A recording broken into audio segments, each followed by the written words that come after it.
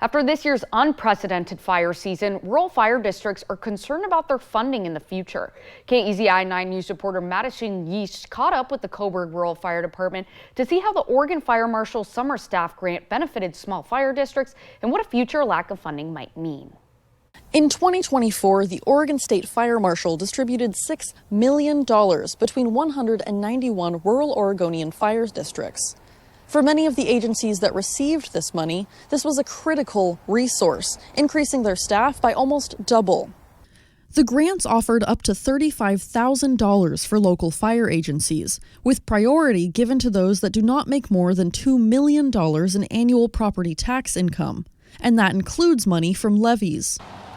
Fire departments can then use the money for hiring students and interns, hiring volunteers, seasonal staff, or even paying for overtime.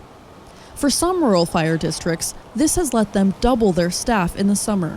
By doubling that staff, we pretty much guarantee that wildland rigs like the one behind me can not only go to local but also regional and state fires if needed without having to worry about losing staff here. This was the third year that the Oregon State Fire Marshal gave out this grant, and rural fire crews say it was a critical part of getting through this year's unprecedented wildfire season. But currently, the funding isn't confirmed for next year.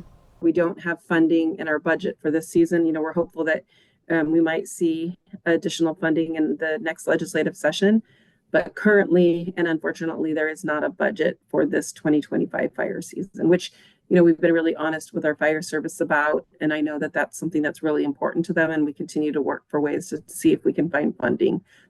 Coming up on KEZI 9 News at 5, why it's so critical that rural fire districts are able to staff volunteers, not just during wildfire season, but year-round.